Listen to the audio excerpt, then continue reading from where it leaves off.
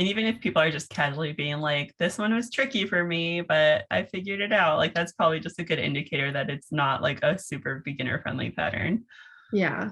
Like, because quilters are usually pretty generous with saying, like, oh, this was great. It was so fun, even if it was really hard. So if it truly was challenging and they say, oh, this was kind of hard or this was a little tricky, like that's code for this was terrible.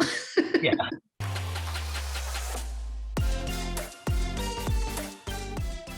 I'm Amanda. I'm Myranda, and this is Not Your Granny's Quilt Quilt Show. Show. Gosh, we're really good at that. Yeah. Well, welcome to part 2 of our beginner series. Today we have Myranda back with us. So welcome back, Myranda. Thank you for having me. I missed you so much. We talk every day, but I still miss you. I know, but this was like our special thing. And then I totally get it. But at the same time, I was like, this is so much harder when I'm by myself. Yeah. Like I have to rely on my personality. So in today's episode, we're going to be talking about picking a pattern. Now that you've hopefully gotten all your supplies to get started, we can start looking at patterns that you want to make. So we have some horror stories of what not to do, but also a lot of great things to do to help you pick the right pattern for you. Yeah.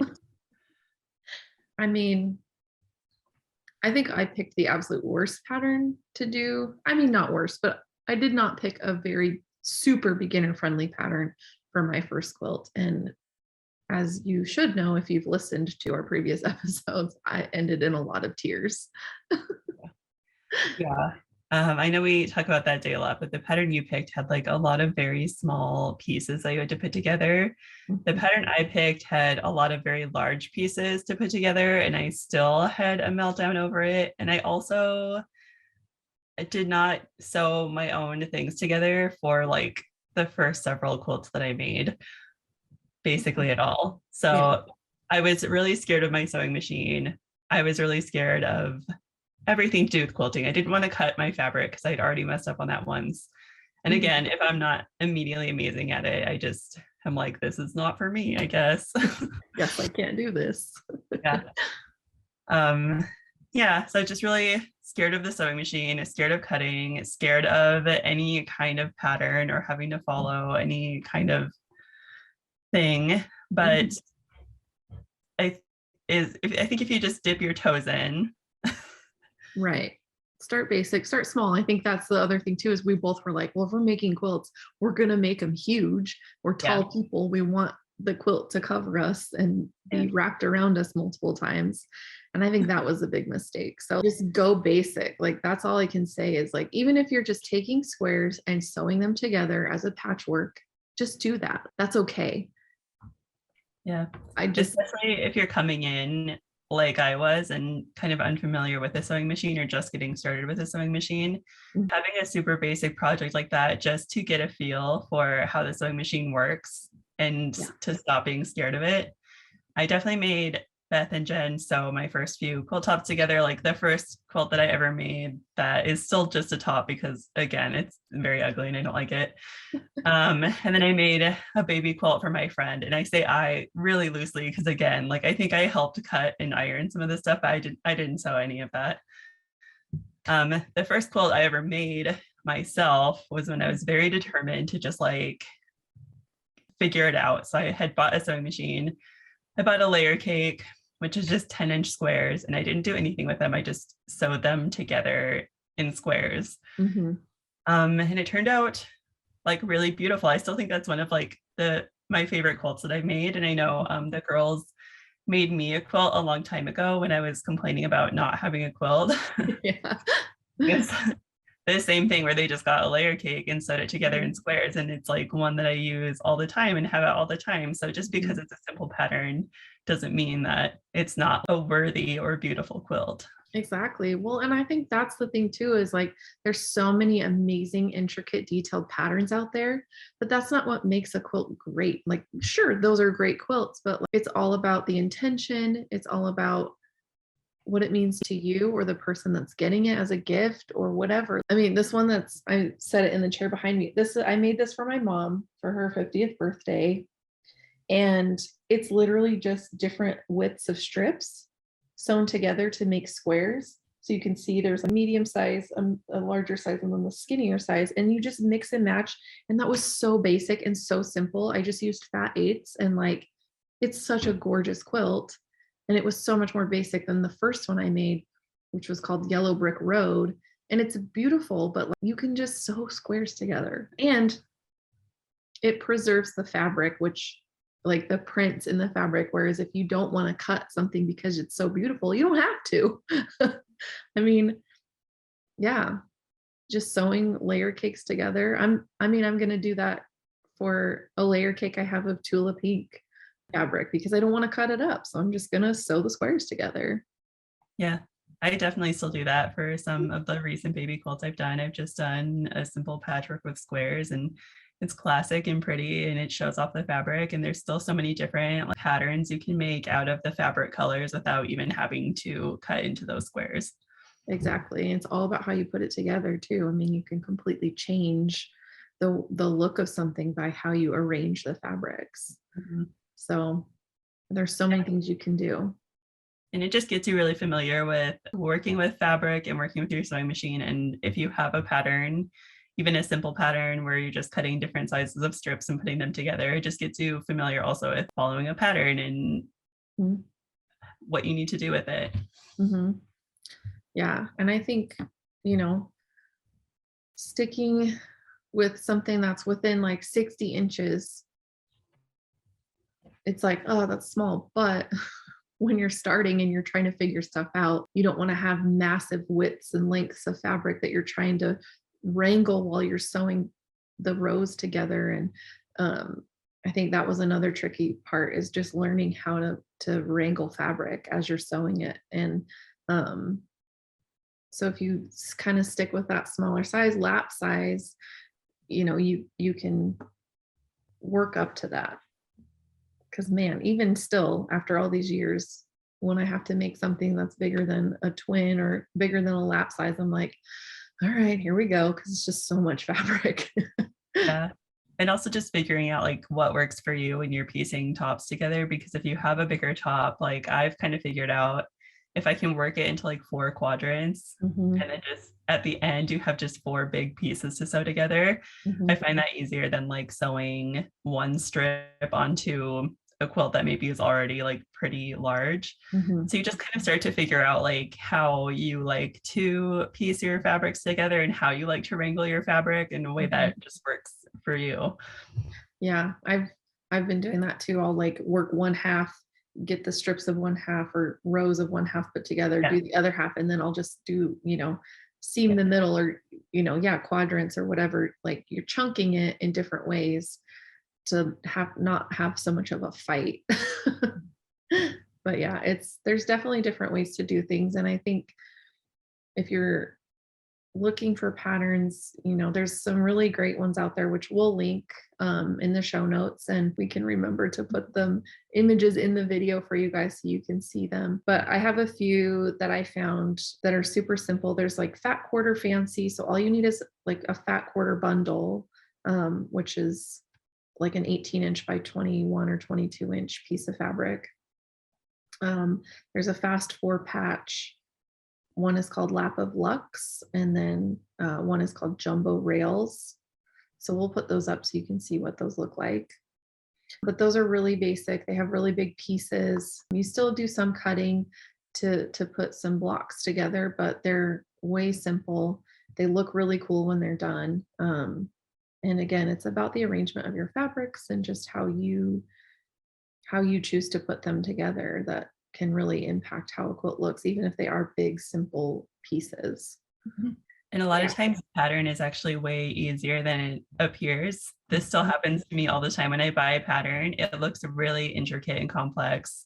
And then when you get the pattern and you're looking at it and you see how they've broken it down into blocks, it's like, oh, mm-hmm. that is like way less complicated than it looks. Or one that we were looking at recently, that one that Beth just got with the jelly rolls. It's mm-hmm. just like squares kind of speckled all throughout the top, and it looks like it's going to be a lot of tiny pieces, but the pattern just breaks it down so easily, and it's actually just like strips of fabric that you're sewing together. So yeah, I was like, oh my gosh, this actually looks really simple. She was like, I know, right?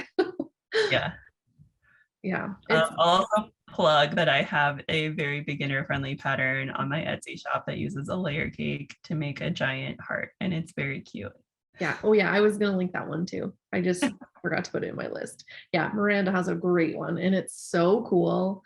Our friend Jen made it with a black background. Yeah, she's like an Alison Glass black floral background and very rainbow and very cute. And I made one for my friend that was using the Tula Pink. I can't remember what it's called. It was like her oceany line. Zuma. Yeah. Oh, Yep. that one was so pretty. And I used like a bright hot pink background, and I made the heart with that Tula Pink line, and it's like the brightest, most colorful thing in the world. It's so happy. I love it. Yeah. Yeah, that's a really great one too. And it's so easy. Like you made it really easy to follow. So good for you, because pattern writing is not easy. It's not. And I approached it as if the person who's looking at it has never heard of a quilt before. That's smart. I think that's the way to go, because sometimes you read patterns and you're like, clearly this person was writing it for themselves and then decided to sell it, because nothing makes sense, which we're working on a pattern soon. And we've been kind of trying to figure it out because it's got a lot of applique in it. Mm-hmm. That's tricky. It's just written so crazily. And she even says, like, disclaimer, this was put together in a hurry, sorry. And it's like, okay, well, the directions are awful. And if we as experienced, like my mom has been sewing for 100 million years. Sorry, I don't mean to make her sound old, but like she's been sewing since she was 12 or 10 or whatever. And I've been reading quilting patterns. And if I can read a crochet pattern, I feel like I should be able to read a quilting pattern, because crochet patterns are psychotic to read. And this one still doesn't make any sense. We're just like, but I think that's something to look for too, is like if you look into a pattern and it seems like, go hashtag it on Instagram, like go look for it elsewhere online, because other people will have something to say about it. And if the comments are like, oh, I wish this was better, or there's like more complaints than positive remarks, then probably stay away from that pattern. Like, unless you're feeling really ready for a challenge. Yeah. And even if people are just casually being like, this one was tricky for me, but I figured it out, like that's probably just a good indicator that it's not like a super beginner friendly pattern. Yeah. Like, because quilters are usually pretty generous with saying like, oh, this was great, it was so fun, even if it was really hard. So if it truly was challenging and they say, oh, this was kind of hard, or this was a little tricky, like that's code for this was terrible. Yeah. But they just don't want to hurt someone's feelings. Yeah. Remember when I posted, I don't even want to say the pattern or the designer, but I posted a picture of a pattern I did, and I was like, this one is really challenging for me. Like I just was posting on my Instagram caption, like this one is a challenge for me, but it turned out really beautiful and I love it. And the pattern designer kind of like called me out on it, and she was like, well, it's not challenging if you do this. And I was kind of offended. Right. She like scolded you almost for saying that it was a little tricky, and you were like, I got offended for you. I was like, excuse me, I will fight you. Like, it was hard, okay? It was hard. It was gorgeous, and you were right. It did turn out really beautiful, but like, I do remember you being like, why is everything a different size? Why do I need templates for every piece of this quilt? Why is this? Why is that? Like, just wondering, because it's especially when you've made so many different types of patterns and you can see where things could have been easier or where things could have been simplified, you're like, well, why didn't they just write it like this? But in this case, it's just like a very unique pattern. It wasn't just like straight lines on straight lines. No. So it did take a little bit of figuring out. All this to say, my note for this episode was that if you have a pattern and you find it confusing, feel free to reach out to the designer, and I stand by that. This experience regardless. I'm sure if I had reached out to her, she would have been happy to answer my questions. But anytime you get a pattern, like someone designed that, they're probably just some lovely quilter somewhere. And if you find it confusing or have questions about it, like they're always happy. I've asked pattern designers before, I've reached out to them and been like, hey, what how did you do that? Yeah, like, what is this? And they're like, oh, it's actually this, this, and this. You're like, oh, cool, thanks. It helps them too, because if you're pointing out something that is confusing, like maybe they can go back and revise it in their pattern. And most of the time they will, especially if it's a digital thing. They can easily fix that and go, oh my gosh, I can't believe I missed that. And most pattern designers, I'm saying most, they will have testers. So if a pattern is confusing, to me, that means that they didn't get it tested by other people, other quilters. And maybe they did, and maybe it was just like one or two of their close friends or something. But like the patterns that I think are really well written and make sense have been through the ringer with other quilters.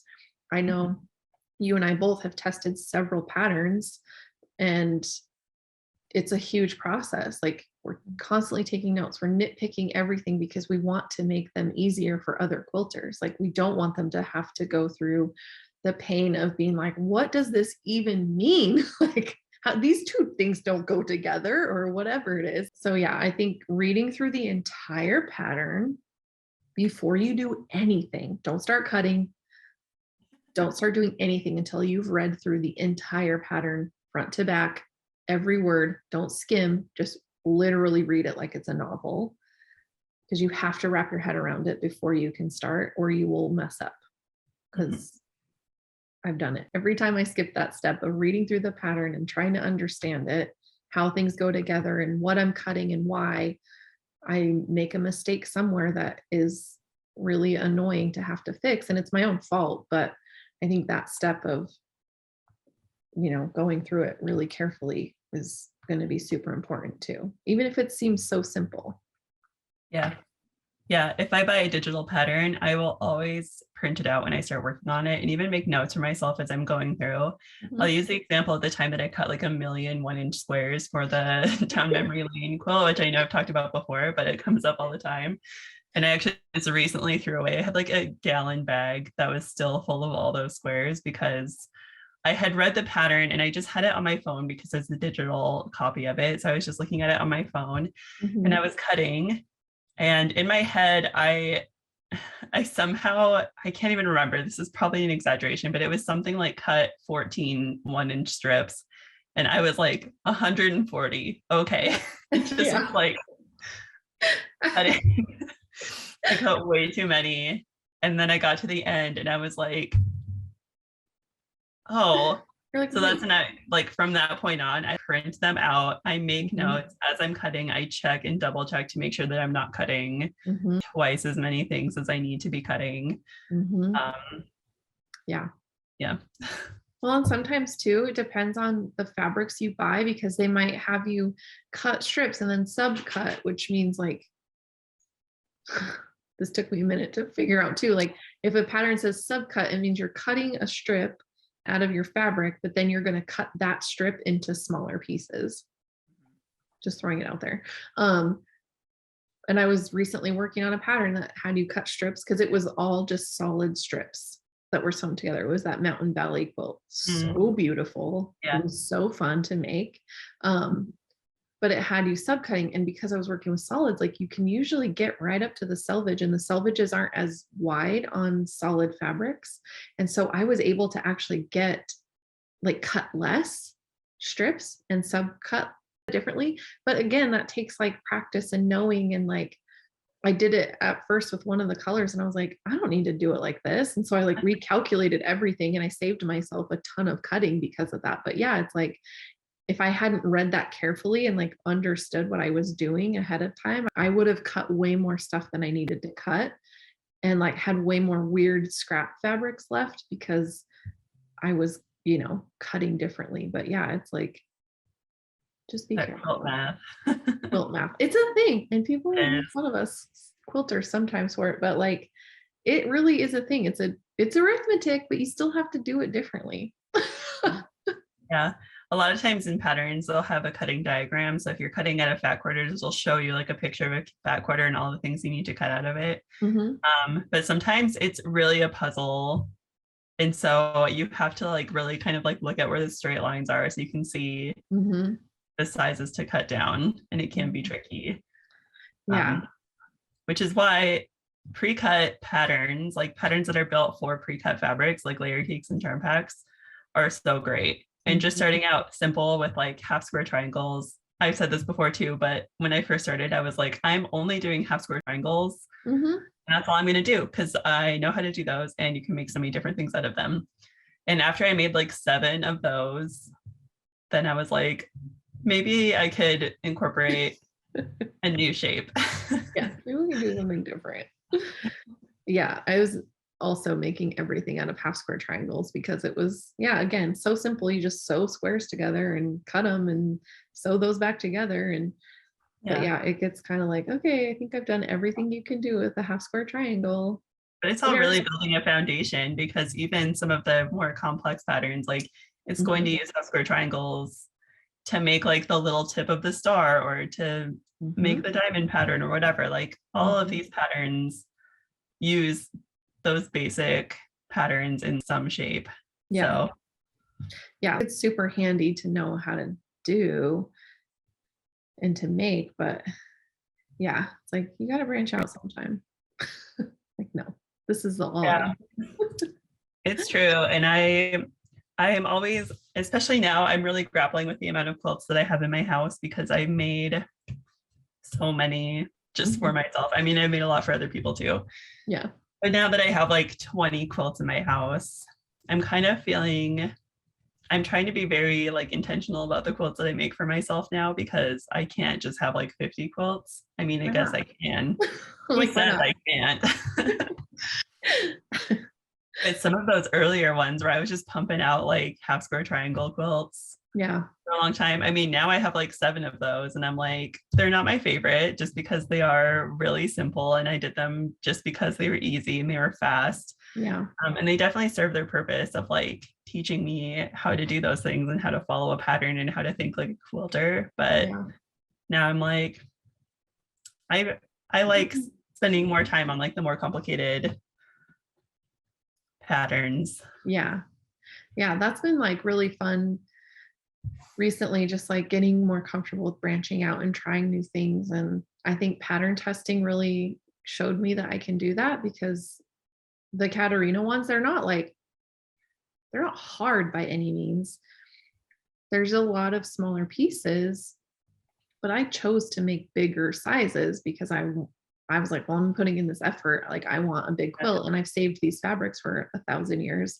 So I want to make sure I'm, maximizing it. But it's definitely a way I had never quilted before. So it was definitely awesome to push myself out of my comfort zone. But yeah, it's like, I think at first when you're starting, just getting comfortable with those simple things, those basic blocks of half square triangles, just sewing squares together. I mean, even if I don't know what another like simple basic block is, but there's like quarter square triangles where you make half square triangles, but then you sew another fabric on top of that in the opposite direction of the seam, and then you cut that, so then you end up with like you call it an hourglass. What are you talking about? No, hourglass is 2 half square triangles together, but a quarter square triangle is 1 half square triangle and a solid. Sure. Anyway, it's how you make the Ohio Star block, I think.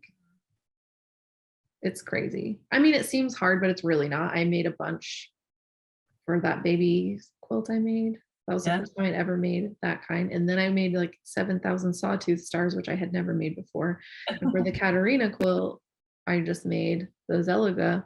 There was 1,000,000 flying geese. Yeah. I also made a whole quilt out of flying geese. You did. And it's gorgeous. I don't know if I've mastered them yet. They're tricky. And that's the thing is, even if something is like, everybody does this and it's so basic, it's sometimes just like tricky. I don't know. I also like hold myself to a really high standards. When I was making the flying geese, I was like, these are not coming out perfectly and I don't know why. But then I'll see like a picture that someone else posted of their flying geese and I'm like, oh yeah, they're fine. Yeah. We're all doing fine. Everything is fine. Yeah, I was the same way. I was like, oh my gosh, these points aren't perfect. There's not enough, seam allowance. It's going to cut the point off. Blah, blah, blah. And then I was like seeing other people's. I'm like, oh, it's not just me.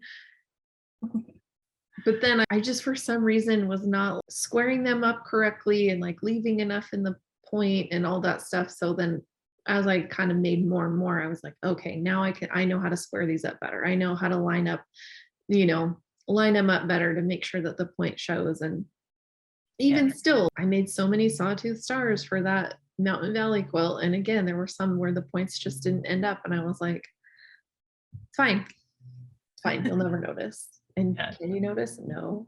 No one ever notices except for the person who made the quilt. Just those of us who made it. Just stared at like, oh my gosh. It's fine. But yeah, I think trying the basic ones and finding patterns that make sense to you, because just having made such a wide range of different types of patterns from so many different designers has given me a really strong appreciation for those designers who take the time to make sure that their patterns make sense and to make sure that they are user friendly above all else. And it's worth it. It might look pretty, but if it's not well written, it doesn't matter that they spent time on the graphics. Like, so your logo looks great, but your instructions are lame. But like Myranda said too, reaching out to the designer, 9 times out of 10, they'll get back to you super quick, and because they want to help you. They want you to make their pattern. They want you to be able to use their work. So, Yeah, like literally just direct message them on Instagram, and they will be so happy to answer any questions you have. Yeah. Every time I've done it, they answer right away. I mean, again, they're like a big time name in quilting, they still will answer you. Yeah, for real. I couldn't believe that. I mean, I'm talking to Katerina Rochella, right? Like, well, I still sometimes I'm like, oh my gosh, I know her.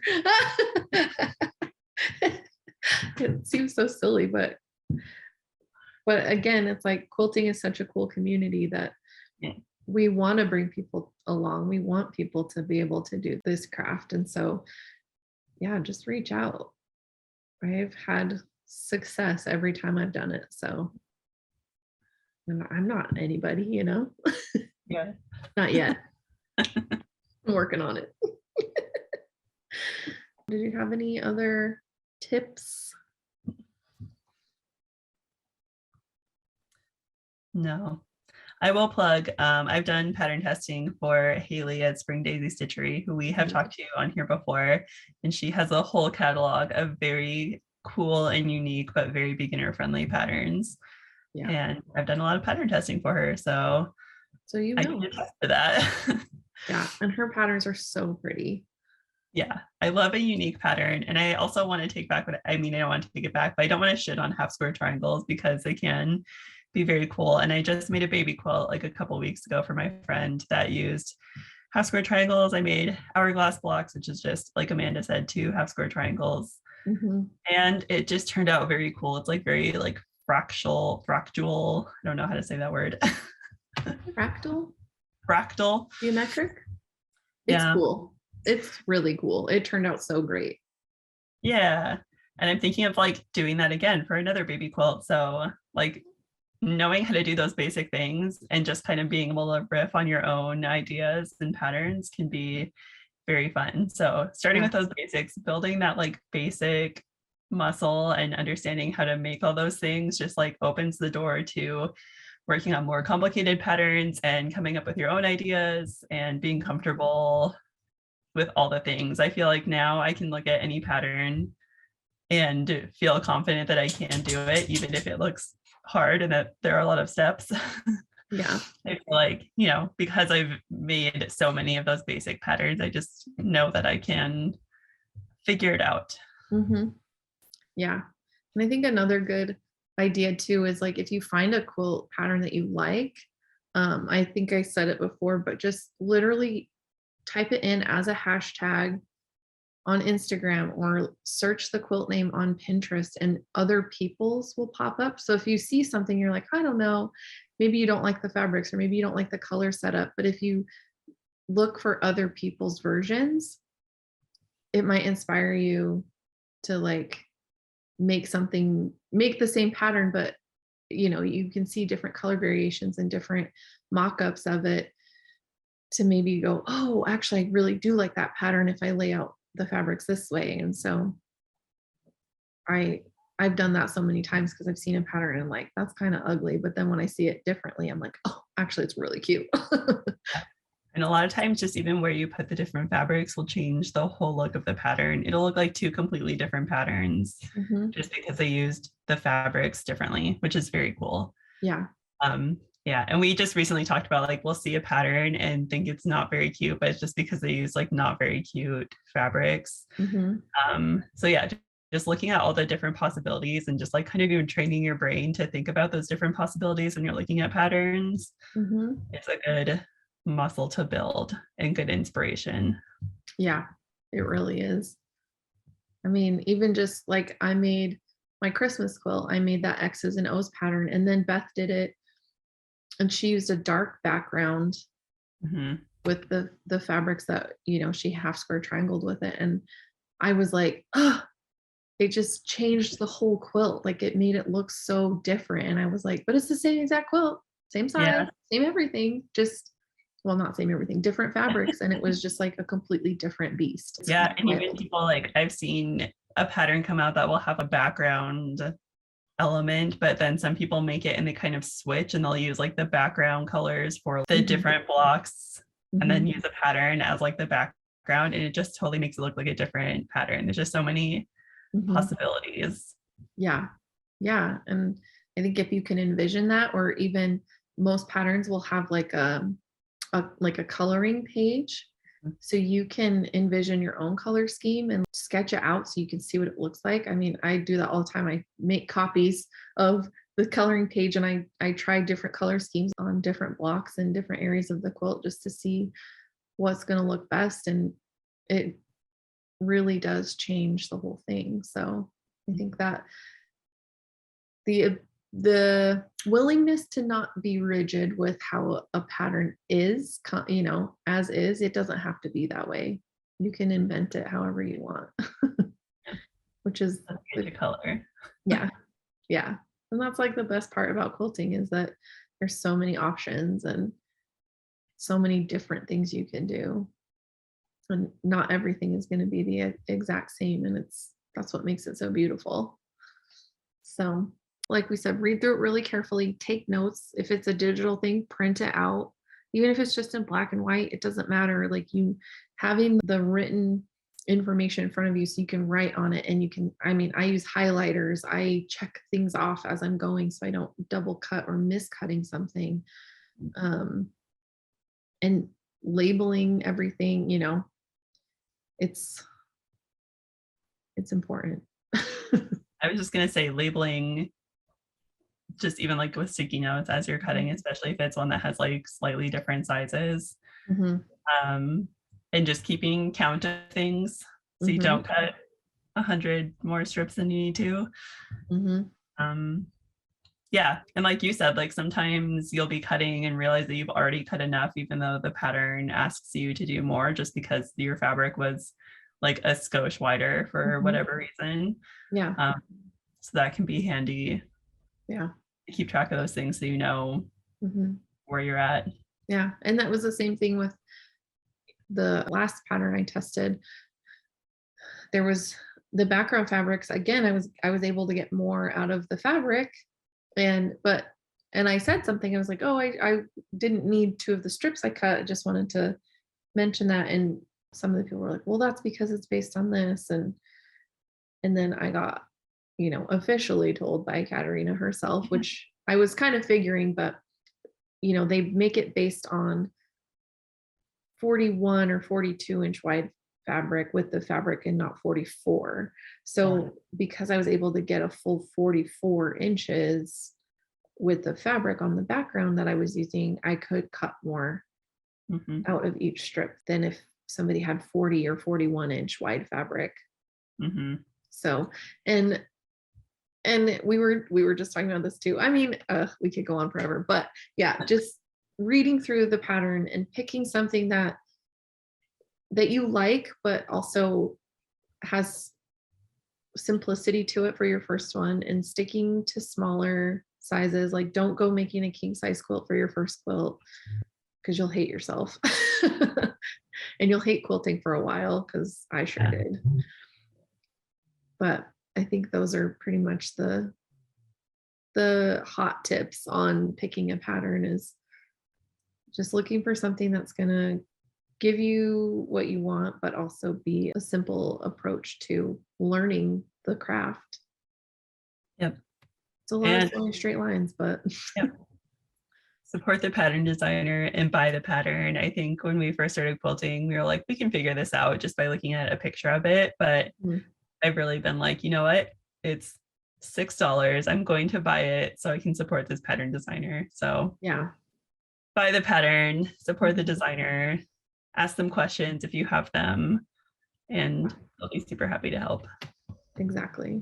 And try to buy directly from them. I think there can be different avenues. Like, I've seen some patterns that it's like, oh, it's on Amazon, and I'm sure it's through themselves, but if they have a website, go to their website, buy it directly from the website, because there's probably less fees taken out. And, if you're going to, some of them can be like up to $15, but even still, that's someone's time and knowledge and expertise that you're paying for. And it's worth every penny to me. So yeah, it's always worth it, because even when I thought that I could figure it out, I bought the pattern and been like, oh, I would have done this in a really stupid way. Yeah.